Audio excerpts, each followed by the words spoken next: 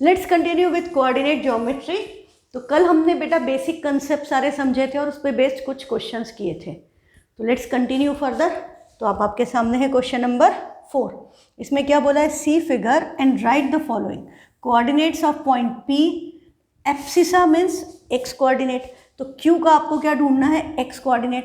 The point identified by the coordinates, तो -4,5 कौन सा पॉइंट है, उसका नाम क्या लिखा है अल्फाबेट्स में। The point identified by the coordinates -3, -6। ये 4 पार्ट्स हैं क्वेश्चन के, तो हम 1 बाय 1 फोकस करें। तो P के कोऑर्डिनेट्स पूछे हैं, तो हम सबसे पहले डायग्राम को देखें कि इसमें P है कहाँ। तो आपने आप भी देखें, तो ये रहा P। अब P ये रहा, तो ये किस पर लाई कर रहा है, this is on Y axis. और वाई एक्सिस पे पॉइंट्स किस फॉर्म के होते हैं, वाई एक्सिस पे कोई भी पॉइंट है तो उसके कोऑर्डिनेट होंगे 0, y। x विल बी 0 और y की वैल्यू होगी। तो यहाँ y का पॉइंट हमको क्या दिख रहा है, y इज 4। तो P के कोऑर्डिनेट्स क्या आ गए, 0, 4। This is the first part of your question. Second part में पूछा है एब्सिसा ऑफ पॉइंट Q। तो look for Q, where is Q। तो Q मुझे यहाँ पर नजर आ रहा है कि दिस इज Q। तो ये किसके ऊपर है, Q lies on x axis. x axis पे पॉइंट किस फॉर्म के थे, x, 0 है ना। x एक्सिस पे x होगा, y विल बी 0। तो यहाँ पर x की वैल्यू क्या दिख रही है आपको, x के कॉरस्पॉन्डिंग दिस इज 5। तो Q के कोऑर्डिनेट्स आपके क्या आ गए, 5, 0। ये आपका second part of the question हो गया। थर्ड पार्ट में हमसे क्या पूछा है, अच्छा एब्सिसा ऑफ पॉइंट Q पूछा था, सॉरी मैंने उसके कोऑर्डिनेट्स लिख दिए, हमसे सिर्फ एब्सिसा पूछा है। एब्सिसा पूछा है तो हम क्या लिखेंगे, एब्सिसा इसका क्या आया है, x कोऑर्डिनेट इज 5। हाँ, आंसर क्या आ गया, 5। यदि एब्सिसा पूछा है तो एब्सिसा ही लिखना है। आप कोऑर्डिनेट्स लिखोगे तो आपको फुल मार्क्स नहीं मिलेंगे, क्योंकि क्वेश्चन क्या था, व्हाट इज द एब्सिसा। तो एब्सिसा इज 5। ऑर्डिनेट पूछा होता तो y कोऑर्डिनेट दैट इज 0, और कोऑर्डिनेट्स पूछे होते तो हम आंसर लिखते 5, 0। Third part is the point identified by the coordinates -4, 5। तो अब -4, 5 को कहाँ ढूंढना है, इसके हम सबसे पहले क्या देखेंगे, sine. This is minus plus, ये किस फॉर्म का है, माइनस और प्लस। माइनस प्लस आपका कौन से क्वाड्रेंट में होता है, सेकेंड। तो this should be in second quadrant. X negative, y positive, ये किस क्वाड्रेंट में लाई करेगा, सेकेंड।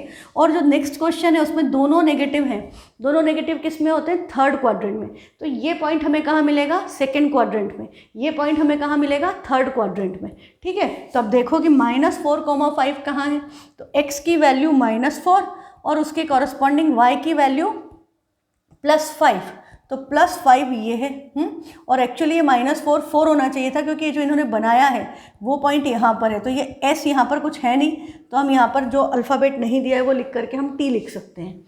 ठीक है, तो -4, 5 actually there should be a correction, it should be 4, -4, 4 होना चाहिए। तो वो पॉइंट आपको यहाँ पर दिख रहा है कि -4 और 4 का intersection is point S।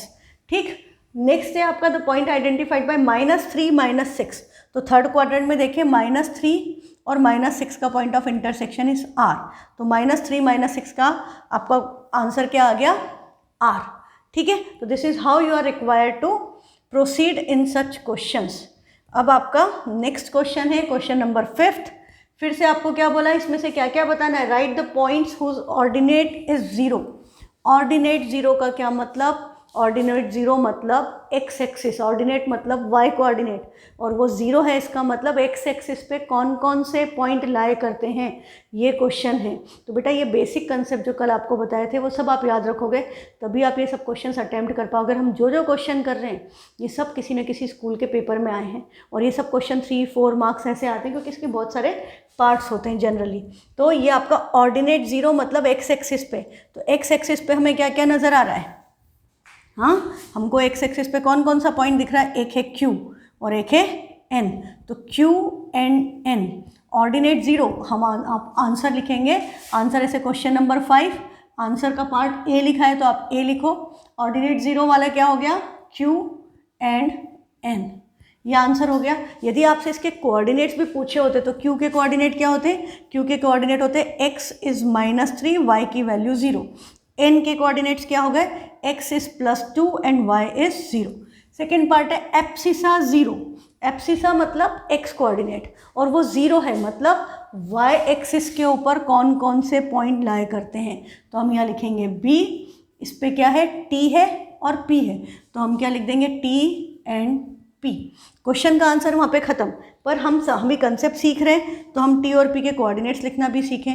T के कोऑर्डिनेट्स क्या होंगे, देखो इनका एब्सिसा 0 है, मतलब x तो 0 होगा, पॉइंट y एक्सिस पे है तो x 0 होगा, y के कुछ वैल्यू होगी। तो y की वैल्यू हम कहाँ से देखें, ये P है और वैल्यू क्या लिखी है -3, तो 0, -3। T पे इसकी वैल्यू क्या है +3, 0, 3, 0, -3। अच्छा, इससे आपको एक बात याद आई, ये दोनों कोऑर्डिनेट, ये 0, 3 और 0, -3 क्या होगा एक दूसरे की मिरर इमेज। हाँ, they are reflection of each other. ये यदि यहाँ पर मिरर कहाँ होना चाहिए, एक्स एक्सिस पे, यदि एक्स एक्सिस पे मिरर होगा तो इसकी इमेज यहाँ बनेगी, और P की इमेज क्या होगी T, T की इमेज क्या होगी P। They are image of each other, ठीक है, मिरर इमेज या रिफ्लेक्शन बोलते हैं इसको। तो ये भी हमने कल पढ़ा था। Next is abscissa is -3। Abscissa -3 मतलब एक्स कोऑर्डिनेट किस किस का -3 है। तो आप डायग्राम में देखो -3 की सीध में हम गए तो एक तो हमें Q मिला और एक हमें R मिला, तो C का ऑप्शन क्या हो गया, Q एंड R, इन दोनों की एब्सिसा -3 है। अच्छा, Q के कोऑर्डिनेट्स हम लिख चुके थे, R के क्या होंगे, R के कोऑर्डिनेट्स के लिए आप देखो x तो आपका -3 है, y के कॉरस्पॉन्डिंग आप इधर से जाओगे, देखो यदि एग्जैक्टली -2 पे आता तो ये -2 और वो 3 है, तो ये 2 और 3 के बीच में अपन ने सक्सेसिव मैग्निफिकेशन किया था। We will assume there are 10 points, तो ये 2.2 या 3 के आसपास आएगा। और जनरली जब इस तरह का क्वेश्चन दिया होगा तो उसमें सब पार्ट्स बने होते हैं। इन्होंने कोऑर्डिनेट नहीं पूछे, इन्होंने सिर्फ एब्सिसा पूछा है। हाँ, पर कई बार यदि कोऑर्डिनेट पूछे होते तो यहाँ पर ऐसे बारीक लाइनें आपकी बीच में भी 10 होती, जिससे देख करके आप उसको रीड करके बताते अप्रॉक्सीमेटली कि उसकी वैल्यू क्या है। जैसे अभी मैं इसको ले लूँ सपोज 2.2 डेसिमल में हो सकता है। आपको सक्सेसिव मैग्निफिकेशन पता है कि उनके बीच में बहुत सारे कोऑर्डिनेट्स होते हैं। Last part is ordinate -4। Ordinate मतलब y कोऑर्डिनेट, y कोऑर्डिनेट -4 कहाँ होगा, नीचे की तरफ। हाँ, तो नीचे की तरफ ऑर्डिनेट -4। तो ये ग्राफ को थोड़ा सा, अच्छा अब इसको क्लीन कर लेते हैं हम। ऑर्डिनेट -4 ये रहा, यहाँ पर कोई पॉइंट ही नहीं है, P तो ऊपर लिखा है, तो ऑप्शन इसका आंसर क्या आएगा, इसका कोई आंसर ही नहीं आएगा क्योंकि y -4 यहाँ पर है, तो y -4 पे कोई पॉइंट लिखा ही नहीं है। There is no point with ordinate -4। ठीक है, ये आपका हो गया क्वेश्चन नंबर 5। फिर आपका क्वेश्चन नंबर 6 में क्या गिवन है कि from the given graph 4 right the coordinates of the points B and F। हम एक एक पार्ट पढ़ के उसको सॉल्व करते चलते हैं। B और F के कोऑर्डिनेट्स लिखो। तो भाई सबसे पहले ढूंढो कि ये B कहाँ है। या तो आप क्या कर सकते हो, आप पहले आपने ग्राफ पे देखा और उसको आराम से पहले ऑब्जर्व कर लो कि ये A है, ये C है, ये D है, H है, F है, G है, B मिल गया, I मिल गया, E मिल गया। हमको पता है कौन की लोकेशन कहाँ कहाँ है, कौन सा पॉइंट किस एक्सिस पे या किस क्वाड्रेंट पे। अब हमसे पूछा है coordinates of B and F, तो हमने फाइंड आउट कर लिया कि ये तो भैया B है और ये हमारा F है। तो B के कोऑर्डिनेट्स क्या हुए, ये थर्ड क्वाड्रेंट में है, x भी नेगेटिव होगा, y भी नेगेटिव होगा। इसके कॉरस्पॉन्डिंग x की वैल्यू क्या है -5 और इस साइड जाएंगे तो y की वैल्यू क्या हुई -4। तो इसके कोऑर्डिनेट्स क्या हुए x, y -5, -4। ठीक है, तो ये आपका B के कोऑर्डिनेट्स हो गए। अब हमको F के कोऑर्डिनेट्स लिखना है, तो F को देखें, F किस पे लाई कर रहा है, x एक्सिस पे, तो इसका x कोऑर्डिनेट तो क्या हो गया 6 और इसका y कोऑर्डिनेट क्या होगा 0। क्यों, क्योंकि पॉइंट किस पर है, x एक्सिस पर, और x एक्सिस पे y की वैल्यू 0 होती है। ठीक है, नेक्स्ट पार्ट आपका, तो हमने इसका आंसर लिख दिया B -5 -4। मतलब आंसर में आप क्वेश्चन नंबर ढंग से डालें, फिर पार्ट 1 डाल के B उसमें ब्रैकेट में लिख देंगे -5, -4 एंड F 6, 0। ठीक है, सेकेंड पार्ट क्या है, the abscissa of points D and H। तो D हमको कहाँ मिला था, ये रहा हमारा D, और H कहाँ है y एक्सिस पे, और इनके क्या लिखने हैं एब्सिसा। तो D का एब्सिसा मतलब x कोऑर्डिनेट, इसका x कोऑर्डिनेट क्या है 1, इसका y भी क्या होता है 1, इसके कोऑर्डिनेट्स 1, 1। H के कोऑर्डिनेट x एक्सिस पे नहीं है, y एक्सिस पे, y एक्सिस पे x 0 और y की वैल्यू क्या दिख रही है 4, तो दिस इज 0, 4। तो हमसे क्या पूछा है, दोनों की एब्सिसा। तो D की एब्सिसा क्या हो गई 1, एंड एच की एब्सिसा क्या हो गई 0। ढंग से लिखना, the abscissa of point D equal to 1 and abscissa of point H is 0। Coordinates मत लिख देना, जो पूछा है वही आंसर होना चाहिए, टू द पॉइंट। आप बिना बात कोऑर्डिनेट तो मैं आपको इसलिए बता रही हूँ क्योंकि हम सीख रहे हो, है ना, आप सीख रहे हो अभी ये चीज़, इसलिए मैं बता रही हूँ आपको, अदरवाइज मुझे सीधे आंसर लिखना चाहिए आपको। नेक्स्ट क्वेश्चन है the ordinate of the point A and C. A ये रहा, इसका ऑर्डिनेट मतलब वाई कोऑर्डिनेट क्या है 1, और सी कहाँ है, ये रहा, सी का भी वो क्या है वाई कोऑर्डिनेट, सी का वो भी 1, तो इसका भी 1 और इसका भी 1, 1 एंड 1। फिर पूछा है the perpendicular distance of the point G from x axis, तो जी कहाँ है आपका, जी ये रहा, दिस इज जी, इसके कोऑर्डिनेट्स क्या हुए, x is 6 and y is 4, और डिस्टेंस कहाँ से पूछा है, फ्रॉम एक्स एक्सिस। कल आपको क्या बताया था, डिस्टेंस फ्रॉम एक्स एक्सिस किसके इक्वल होता है, वाई कोऑर्डिनेट, तो इसका डिस्टेंस फ्रॉम एक्स एक्सिस क्या हो गया 4 यूनिट्स। आंसर क्या आएगा 4 यूनिट। एक्स एक्सिस से कितना दूर है 4 यूनिट दूर है, वाई एक्सिस से कितना दूर है 6 यूनिट्स दूर है, ठीक है। Distance from x axis is equal to y coordinate and distance from y axis is equal to x coordinate, तो आंसर क्या आ गया 4 यूनिट्स। ये हो गया आपका क्वेश्चन कंप्लीट। हाँ, एकदम इजी कंसेप्ट है, बट आप प्रैक्टिस करोगे तो आपको आएगा, नहीं तो गड़बड़ होगी। नेक्स्ट है क्वेश्चन नंबर 7 में हमको क्या बोला, अब देखो हमको दे दिया है एक circle, we are provided with a circle, तो सर्कल कुछ भी शेप दिया जा सकता है, इट्स नॉट नेसेसरी कि हर बार सिर्फ पॉइंट्स दें, आपको रेक्टेंगल दे सकते हैं, स्क्वायर दे सकते हैं, ट्राइंगल दे सकते हैं, है ना। तो हमको क्या बोल रहे हैं, in the given figure of a circle write the coordinates of the points where circle meets the axes. Axes याद है ना, मतलब एक्स और वाई दोनों, प्लूरल था, तो हमको वो पूछ रहा है कि भाई एक्सेस को कहाँ कहाँ कट कर रहा है, वो पॉइंट ऑफ इंटरसेक्शन बताओ। तो आपने इस फिगर को ध्यान से देखा तो आपको क्या नज़र आ रहा है, एक पॉइंट तो ये रहा, एक ये रहा, एक ये रहा, एक ये रहा। अब ये पॉइंट जो है, सपोज हम इसकी नेमिंग कर दें ए बी सी डी, ठीक है, हमने इनकी नेमिंग कर दी ए बी सी डी। अभी हम देखें कि ए और सी किस पर है, एक्स एक्सिस पे है, तो एक्स एक्सिस पे वाई की वैल्यू तो क्या है, फिक्स है, दैट इज़ 0, तो इनका एक वाई कोऑर्डिनेट क्या हो गया 0, तो इसका एक्स कोऑर्डिनेट क्या है -4, तो इसके कोऑर्डिनेट हुए -4, 0। इसके सी के कोऑर्डिनेट्स क्या हुए, x is 4 and y is 0, तो सी के कोऑर्डिनेट हो गए 4, 0, ए के कोऑर्डिनेट हो गए -4, 0। पॉइंट ऑफ इंटरसेक्शन हम क्या लिखेंगे, point of intersection with x axis, A and C, ये दोनों कहाँ पर है, एक्स एक्सिस के पॉइंट ऑफ इंटरसेक्शन है। अब वाई एक्सिस को कहाँ पर इंटरसेक्ट कर रहा है, तो वाई एक्सिस का पॉइंट ऑफ इंटरसेक्शन देखोगे तो एक ये पॉइंट है, इस पर भी क्या है वाई 4 है, और एक्स क्या होगा, एक्स विल बी 0, 0, 4, और ये क्या हो गया 0, -4। तो आपके बी एंड डी, बी के कोऑर्डिनेट है 0, 4, -4, कॉमा जैसा दिखना चाहिए बेटा, वो ऐसा लग रहा है मैं कार्टून बना रही हूँ, है ना। 0, -4 एंड डी के कोऑर्डिनेट्स आपके ब्रैकेट में आप लिख दोगे 0, 4 are the point of intersection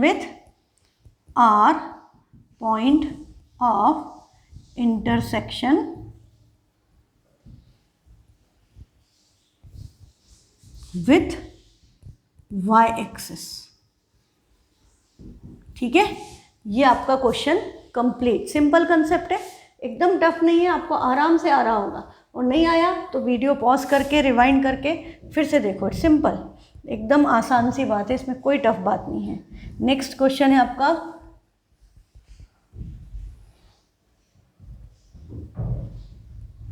from the figure give coordinates of point A B C and D. निर्जा मोदी में 2 मार्क्स का आया हुआ है ना, तो यहाँ क्या बोल रहा है कि ए बी सी डी के पॉइंट्स कोऑर्डिनेट्स दो। अब ये एक्स एक्सिस को कट नहीं कर रहा है, वाई एक्सिस को भी इंटरसेक्ट नहीं कर रहा, टच कर रहा है, हाँ, और पूरा का पूरा सर्कल किस में बना हुआ है आपका, फर्स्ट क्वाड्रेंट में। The circle lies in first quadrant, है ना। अब ये सब बातें समझ में आ जाती ना, क्वाड्रेंट क्या है, हाँ, पॉइंट्स क्या है, एक्सिस क्या है, ये सब क्लियर है। तो अब हम देखें ये ए किस पर लाई कर रहा है, A is on x axis, x axis पे वाई की वैल्यू क्या है 0, तो इसका y तो हो गया 0, एक्स की वैल्यू, अब यहाँ प्रॉब्लम क्या है कि यहाँ इन्होंने नंबर्स नहीं दिए हैं, but you can see there are lines. तो ये हो गया 1 2 3 4 5 6 7 8, मुझे यहाँ तक चाहिए। इधर भी जाएंगे तो फर्स्ट क्वाड्रेंट में सब पॉजिटिव होता है, 4 5 6 7 8 9। ठीक है, हमने अपने यहाँ पॉइंट्स लिख लिए, मैंने लिखे इसलिए ताकि आपको बता सकूँ, अदरवाइज जस्ट काउंट देम। ठीक है, तो अब आपका क्या हो गया, ए के कोऑर्डिनेट, ए एक्स एक्सिस को किस पॉइंट पे इंटरसेक्ट कर रहा है, 4 पे, तो इसका आंसर क्या आ गया 4,0। अभी इसी वक्त सी के भी देख लो, तो सी में भी आप देखोगे तो इस पे एक्स की वैल्यू तो 4 है और वाई की वैल्यू क्या हो गई 8, तो सी के कोऑर्डिनेट क्या हो गए 4,8। अब हम देखें बी को, तो where is B, B is here, तो इस पे एक्स क्या है 8 और वाई की वैल्यू क्या है 4, तो आपका बी के कोऑर्डिनेट्स क्या आ गए 8,4, पहले x फिर y, हाँ पहले x फिर y, तो 8,4, दिस इज़ योर b। अब बचा क्या है d, तो d में देखेंगे तो x क्या हुआ, y एक्सिस पे है तो x हो गया 0 और y की वैल्यू क्या है 4, तो इसके कोऑर्डिनेट क्या आ गए 0,4। अब एक बड़ी इंटरेस्टिंग बात बताऊँ मैं आपको, हम इन चारों पॉइंट्स को यदि ज्वाइन करें, किसके, ए बी सी डी के, हाँ यदि हम इन चारों पॉइंट्स को ज्वाइन करें तो हमें क्या शेप मिल रहा है, we are getting a rectangle. हाँ, तो हमको ऐसे रेक्टेंगल बनाने के क्वेश्चंस भी आ जाते हैं। अब यदि रेक्टेंगल बन रहा है और आपसे पूछ ले find the area of rectangle, तो कोई बड़ी बात थोड़ी है। एरिया ऑफ रेक्टेंगल का फॉर्मूला तो तुम्हें 4th 5th क्लास से याद है, area of rectangle is length into breadth. अब इसकी लेंथ कितनी हुई, हाँ तो इसकी लेंथ कितनी हुई, इसकी लेंथ इतनी हुई जितना ये है, ये 8 यूनिट्स है तो लेंथ हो गई 8, और ब्रेथ का क्या, तो ब्रेथ में हम देखें इधर ये कितना जा रहा है, ये 4 यूनिट्स, तो इसकी ब्रेथ हो गई 4, तो एरिया ऑफ रेक्टेंगल क्या हो गया, area of rectangle equal to L into b, तो 8 इंटू 4 क्या आ गया 32 स्क्वायर यूनिट्स। अब हमको ये नहीं पता ना यहाँ मीटर है सेंटीमीटर है, तो हम क्या लिखेंगे, सेंटीमीटर स्क्वायर मीटर स्क्वायर होता है, तो हम यहाँ लिखेंगे स्क्वायर यूनिट्स। क्लियर, तो ऐसे आपको ऐसे क्वेश्चंस भी आते हैं, तो ये कंसेप्ट भी आपका इस क्वेश्चन में कवर हो गया।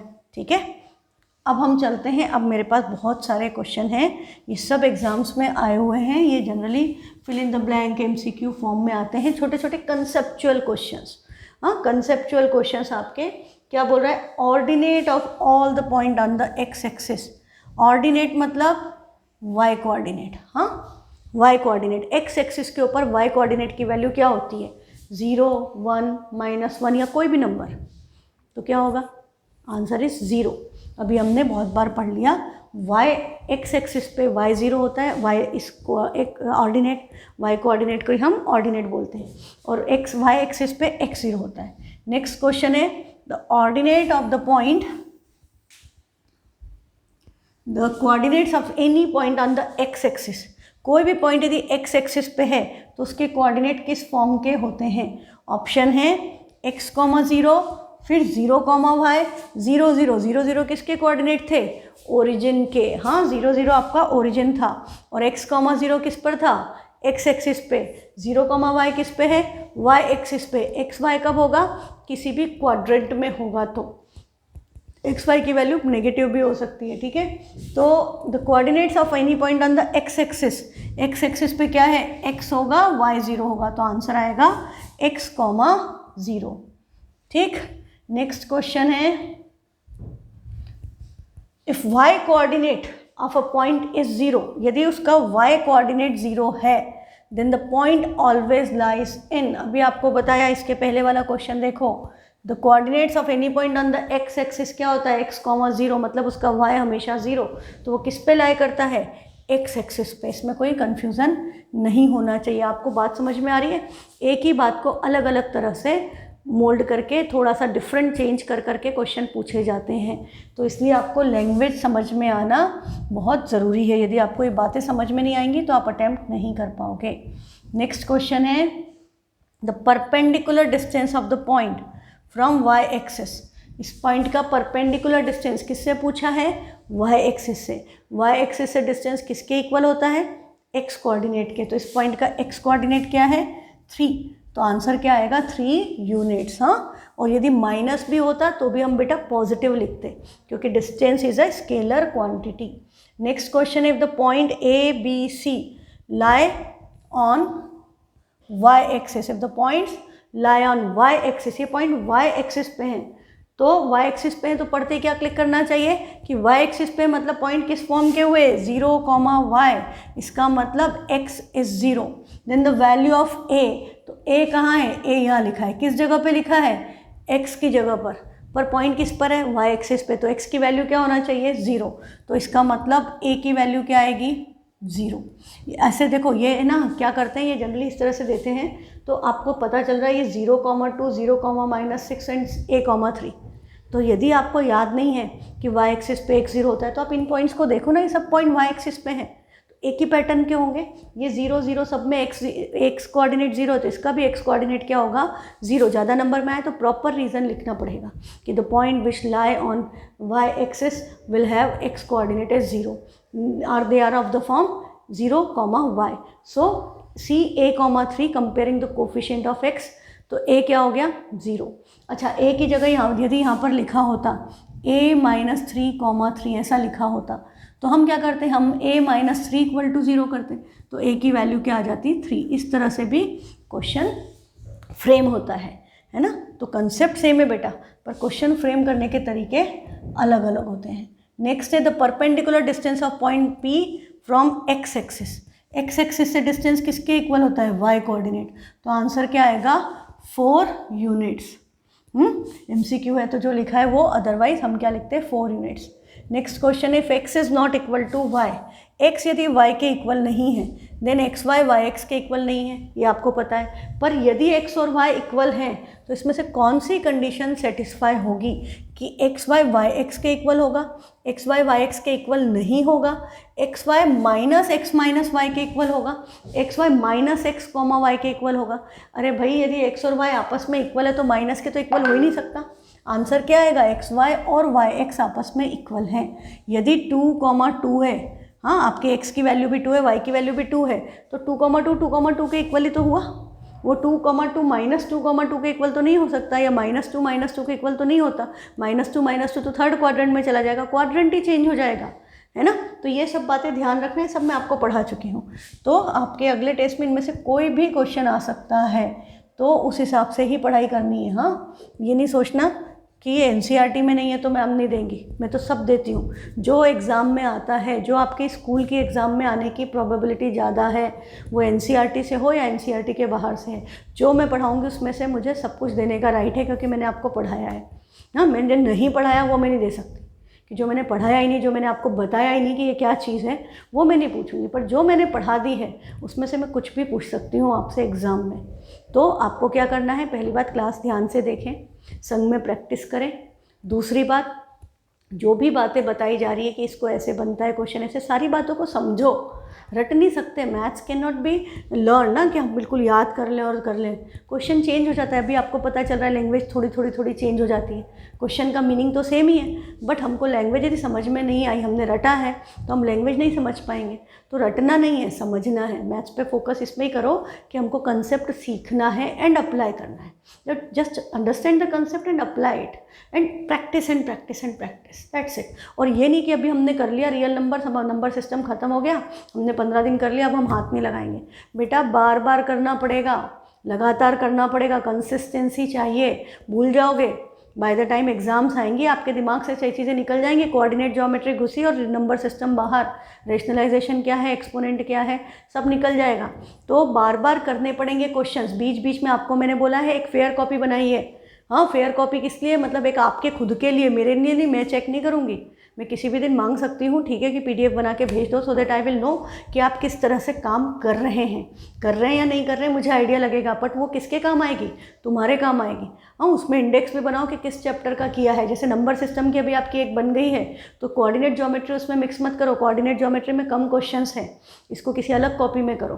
हाँ, या उसमें बीच में पेजेस छोड़ो, क्योंकि नंबर सिस्टम जब हम रिविजन करेंगे तब भी बहुत क्वेश्चन करेंगे। तो नंबर सिस्टम और पॉलिनोमियल के लिए तो एक अलग कॉपी बना के रख लो आप। बहुत मोटी मत बनाओ, कॉपीज छोटी छोटी बना लो, पतली रजिस्टर्स बना लो आप। बट द थिंग इज़ कि नंबर सिस्टम का जब भी आपका स्कूल में टेस्ट हो, यहाँ पर कोचिंग में टेस्ट हो या फाइनल एग्ज़ाम हो, आपको जब भी नंबर सिस्टम रिवाइज करने की ज़रूरत है, आपके सारे क्वेश्चन ढंग से सिस्टमेटिक किए हुए आपको एक जगह पे मिल जाएंगे।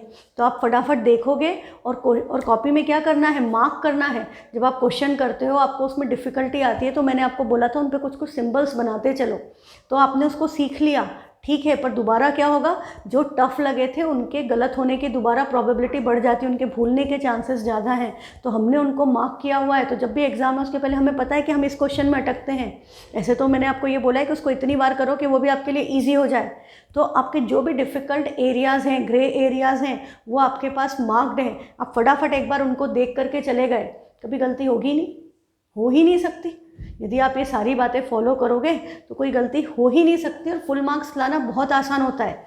पर एक दिन पढ़ के, 2 दिन पढ़ के नहीं होता, उसके लिए आपको रेगुलरली प्रैक्टिस करनी पड़ेगी, है ना। यदि किसी को वेट लॉस करना है या वेट गेन करना है, तो वो बंदा यदि एक साथ बैठ करके खा ले कि आज तो मैं 10 किलो आम खाऊंगा, आम खाने से वेट बढ़ता है, या मैं पनीर खाऊंगा या पिज़्ज़ा खाऊंगा, वॉटेवर, तो क्या होगा, डाइजेस्टिव सिस्टम गड़बड़ हो जाएगा, वॉमिटिंग, लूज मोशन शुरू हो जाएंगे, हॉस्पिटल में एडमिट होना पड़ जाएगा, है ना। और यदि कोई सोचे कि भाई मेरे तो आज 5 किलो वजन कम करूँगी, सुबह से रात तक मैं कुछ भी नहीं खाऊंगी, सिर्फ पानी पानी पीऊँगी, लिक्विड, तो क्या होगा, वो भी हॉस्पिटल पहुँच जाएगा, क्योंकि बॉडी में एनर्जी नहीं गई। This is not the way to reduce weight और टू इंक्रीज वेट।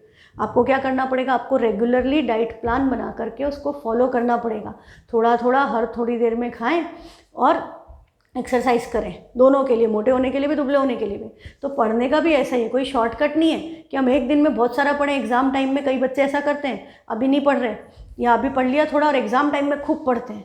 तो एग्ज़ाम टाइम में खूब पढ़ने की ज़रूरत नहीं होती है, हमको साल भर थोड़ा थोड़ा पढ़ने की ज़रूरत होती है। हम एग्ज़ाम टाइम में जस्ट रिवाइज करेंगे, हमें आ जाएगा। पर आपने साल भर ही नहीं पढ़ा और आप सोचोगे कि अब एग्ज़ाम आ रही है, फरवरी से एग्ज़ाम है या मार्च में एग्ज़ाम है, अब मैं बैठ के जनवरी से मैं पढ़ाई शुरू कर दूँ या मैं दिवाली बाद से पढ़ाई शुरू करूँ, है ना। तो ऐसे नहीं होता।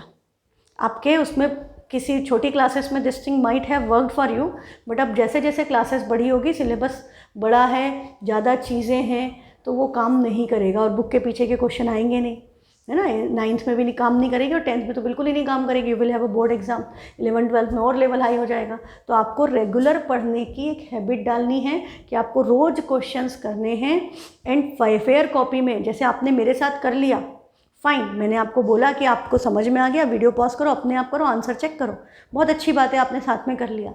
पर उसके बाद क्या करना, आपने गलती भी की होगी, एक फेयर कॉपी में फिर से करो और कोशिश करो उस वक्त बिना देखे करो, है ना। गलती हो जाए तो कोई बात नहीं, वहाँ भी क्रॉस करके फिर से सिस्टमेटिक कर लो, कोई दिक्कत नहीं।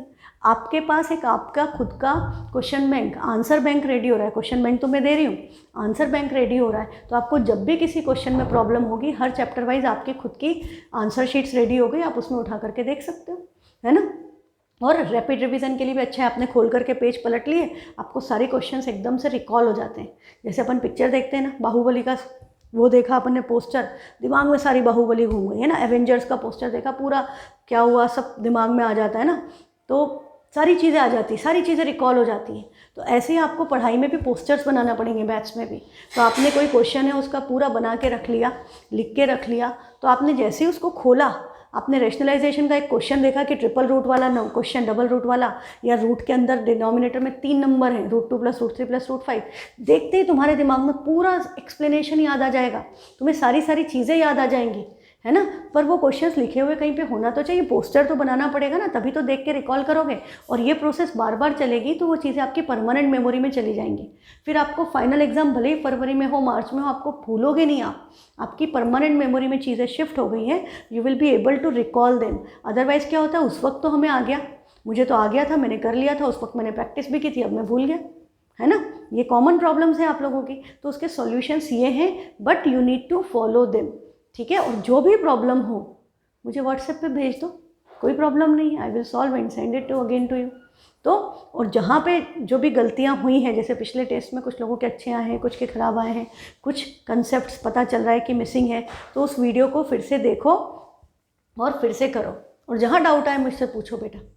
अभी फिजिकल क्लास नहीं तो मुझे यहीं पे पता चल जाता है कि आप क्या कर रहे हो, कहाँ मिस्टेक कर रहे हो। मैं क्लास में आपसे करवा लेती, बोर्ड पे आपसे करवा लेती, है ना। पर अभी हमारी लिमिटेशन है ये, पर उसको हम अपॉर्चुनिटी की तरह यूज़ करें, हम इस पे नहीं जाएं कि अरे ये नहीं हो रहा वो नहीं हो रहा। आप ऐसे देखें तो this is a big opportunity कि आप वीडियो को पॉज कर सकते हो, आप रिवाइंड कर सकते हो, आप मल्टीपल टाइम्स। फिजिकल क्लास में क्या होता है, क्लास हो गई ख़त्म हो गई, फिर आपको एक्स्ट्रा क्लास के लिए अलग टाइम लेकर के बैठना पड़ता, बार फिर से घर से आना पड़ता दोबारा। अभी आपका वो सब टाइम सेव हो रहा है, आपकी मर्ज़ी से आप जब चाहो तब देख सकते हो, जब आपकी जितनी बार देखना है, एक ही क्वेश्चन 50 बार देखना है देख सकते हो, है ना, पॉज कर करके देख सकते हो। बहुत सारी फैसिलिटीज़ है, आपका आने जाने का टाइम वेस्ट नहीं हो रहा। आज बारिश हो रही है, इतनी बारिश में आना कितना प्रॉब्लमेटिक है। हाँ, आपको आने के पहले क्या होता है, अभी तो मुझे कोचिंग जाना है, आने के बाद होता है अरे अभी तो मैं कोचिंग से आई हूँ, अभी मैं पढ़ाई नहीं करूँगी, अभी तो मैं पढ़ के आई हूँ। फिर बाहर हमको फ्रेंड्स बन जाते हैं, फ्रेंड्स मिलते हैं, उनसे आधा एक घंटा हम गपशप करते हैं, ड्रेस चेंज करते हैं। तो we waste a lot of time in this process, आपका जो आना जाना है इसमें। और फिर जाने के बाद कि अभी तो हम पढ़ के आए हैं, अभी हम नहीं करेंगे, अब डिनर के बाद पढ़ने बैठेंगे, वो जो बहुत सारा टाइम बर्बाद होता था। सेम विथ स्कूल के लिए भी आपको जल्दी उठना पड़ता था, आपका टाइम बहुत आने जाने में, कम्यूट में वेस्ट होता था, स्कूल दूर है जो भी है ना, तो वो सारा टाइम आपका सेव हो रहा है। तो इसको अपॉर्चुनिटी की तरह देखो कि लॉकडाउन जो है, ऑनलाइन क्लासेस है, they are opportunity for you, कि आप उसमें इतना टाइम जो आपको मिल रहा है, आप फ्रेंड्स के साथ खड़े होकर बाहर टाइम बर्बाद करते थे, है ना, मतलब मज़ा बहुत आता है उस टाइम पर। वो क्या होता है कि वो चीज़ें बाद में कोई काम की नहीं होती। जो आज आप 1 घंटा खड़े होकर पार्किंग में इधर उधर बच्चे खड़े होकर बातें करते हैं, फिर क्या होता है बाद में हमको 10 दिन बाद, 15 दिन बाद, अभी सोचना जो जिस बात पे बहुत मज़ा आया हो कि हमने उस दिन 2 घंटे बातें की थी, खूब मज़ा आया, वो बात याद है क्या बात कर रहे थे, या उसकी आज कोई यूटिलिटी बची है कि आपकी लाइफ के लिए कुछ एडिशन हुआ उससे, कुछ नहीं हुआ। That was just wastage of time. पर हमको बड़ा मज़ा आता है तो हम उनमें बहुत टाइम बर्बाद कर देते हैं। पर एक्चुअली काम क्या आएगा, प्रैक्टिस। जो हम क्वेश्चंस करेंगे, जो प्रैक्टिस करेंगे, वो काम आएगा। थोड़ा बहुत एंटरटेनमेंट ज़रूरी है ना, फिजिकल गेम्स खेलना भी ज़रूरी है, एक्सरसाइज करना भी ज़रूरी है, प्राणायाम भी ज़रूरी है, सब कुछ करो बैलेंस क्वांटिटी में, ठीक है। तो मैथ्स में रेगुलर प्रैक्टिस करनी है, फेयर कॉपी बनानी है, तो ये सारे काम साथ साथ करते चलो। कोऑर्डिनेट ज्योमेट्री के लिए ज़्यादा उसकी ज़रूरत नहीं पड़ती, कंसेप्ट अभी आपको समझ में आ गया होगा। छोटी छोटी बात है कि पॉइंट y एक्सिस पे है तो x 0 है, कोऑर्डिनेट किस फॉर्म का हो गया 0, y। अब आपको दे दिया ये क्वेश्चन जैसे कि if the points lie on the x axis then the value of a is, तो ये पॉइंट x एक्सिस पे है तो y क्या होना चाहिए 0। यदि मुझे बाकी के 2 पॉइंट नहीं दिए होते तो भी आपको पता है y 0।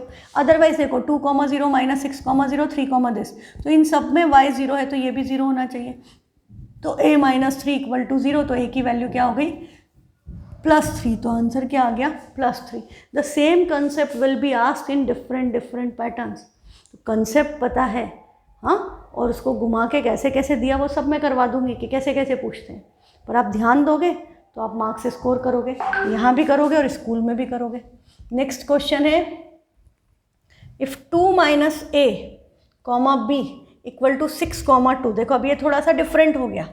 2 - a, b = 6, 2, then the value of a is।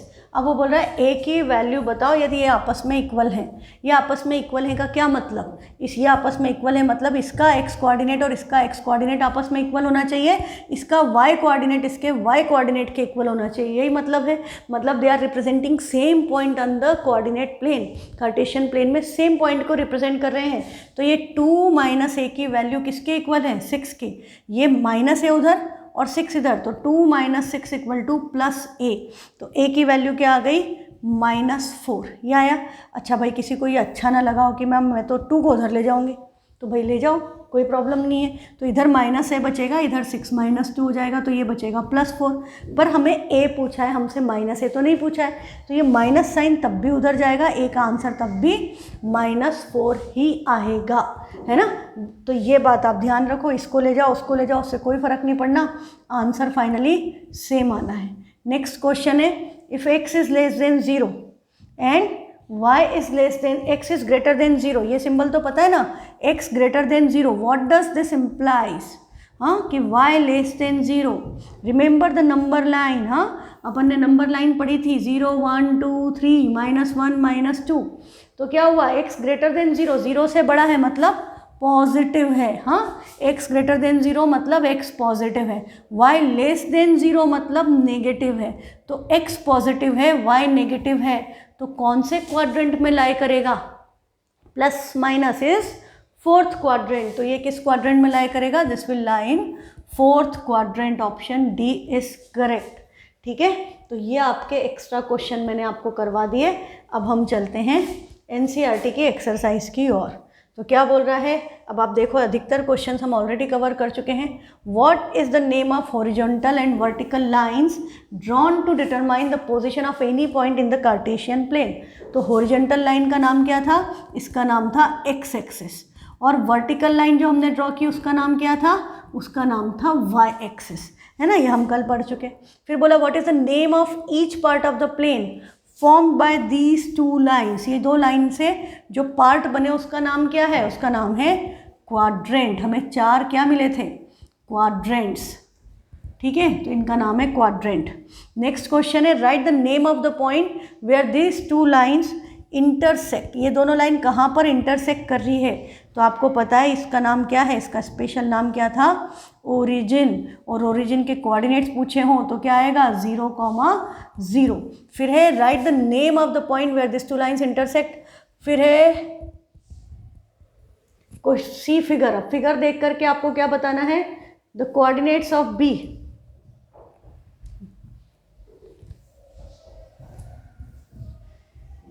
The coordinates of B, the coordinates of सी।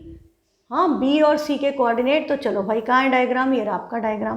थोड़ा सा छोटा कर लें, ज़्यादा बड़ा हो गया है। हाँ, ये रहा। और इसके साथ हम एक काम और कर लें कि क्वेश्चन को हम नीचे लगा लें, बहुत ऊपर हो गया तो हमें पता नहीं चल रहा है। ये लो, ठीक। अब ये दोनों हम ऐसे रख सकते हैं कि ये रहा हमारा,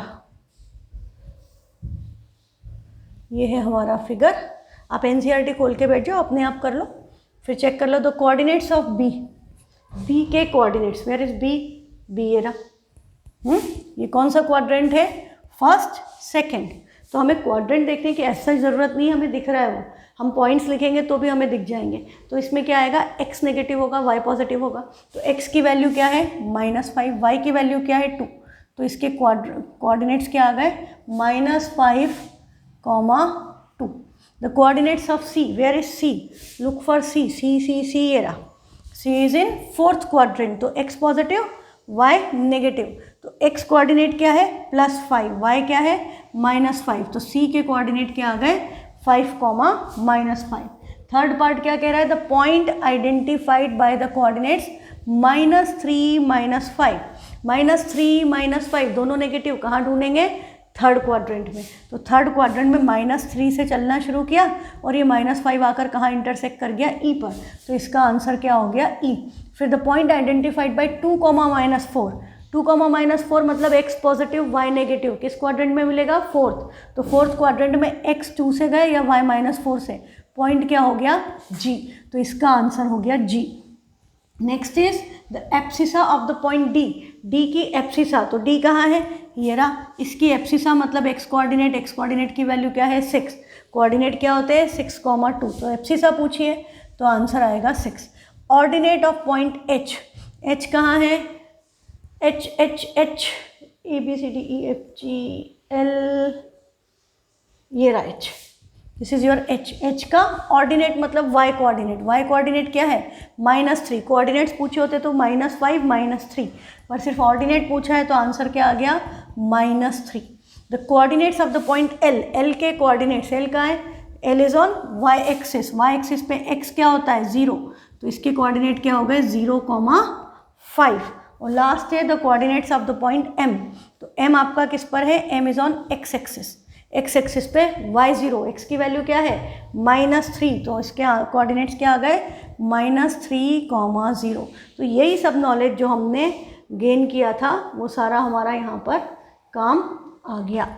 ठीक है, अब हमारा नेक्स्ट क्वेश्चन है, ये 3.2 में यही था। हाँ, 3.3 में आपके 2 क्वेश्चंस हैं। इसमें आपको क्या करनी है, you are required to plot. और इसमें सिंपली ये बताना है कि इन विच क्वाड्रेंट और on which axis do each of the following points lie. Verify करने के लिए हमें क्या करना पड़ेगा, we will need a graph paper. इसमें कहीं था पर फिलहाल मुझे याद नहीं है। मुझे याद नहीं रहा कि ग्राफ पेपर का क्वेश्चन है। तो okay, I can do this. This is not the graph paper, but okay. पहले हम किस क्वाड्रेंट या किस पॉइंट में है उसका आंसर लिख लेते हैं। तो ये है -2,4। देखो दोनों में से कोई भी ज़ीरो नहीं है तो x या y एक्सिस पे नहीं है। यदि x ज़ीरो है तो y एक्सिस पे, y ज़ीरो है तो x एक्सिस पे सीधे। यदि नॉन ज़ीरो नंबर्स हैं तो हमें उनके साइन देखने हैं। दोनों पॉजिटिव है फर्स्ट क्वाड्रेंट, दोनों नेगेटिव है third, x negative y positive second, x positive y negative fourth. ठीक है, ये हमने कल पढ़ा था साइन कन्वेंशन। तो अब आप देखो इसमें x नेगेटिव है y पॉजिटिव है तो ये किस में लाई करेगा, सेकेंड क्वाड्रेंट में। नेक्स्ट है आपका 3, -1 x प्लस y नेगेटिव, ये किस में आएगा, फोर्थ क्वाड्रेंट में। इसमें y ज़ीरो है, y ज़ीरो मतलब this will lie on x axis, ये क्वाड्रेंट पे नहीं है, ये एक्सिस पे है। नेक्स्ट है आपका 1, 2 both are positive, none is zero, तो ये फर्स्ट क्वाड्रेंट, दोनों नेगेटिव थर्ड क्वाड्रेंट, ये हमने बता दिया। अब वो बोल रहा है verify your answers by locating them on the Cartesian plane. तो हमें क्या चाहिए, हमें चाहिए एक ग्राफ पेपर। तो चलो एक ग्राफ पेपर लेने की बजाय, एक सेकेंड, इसमें था क्या, इसमें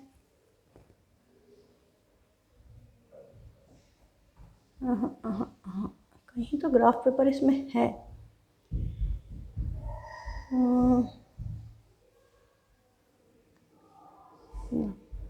इसमें नहीं है।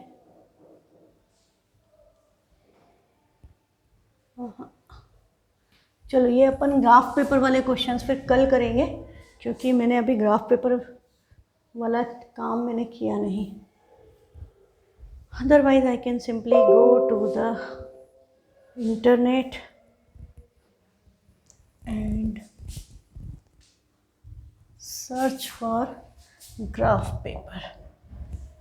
ये लो, इससे काम बड़ा इजी है। You can take any graph paper. और यहाँ पर हम आ गए वापस, और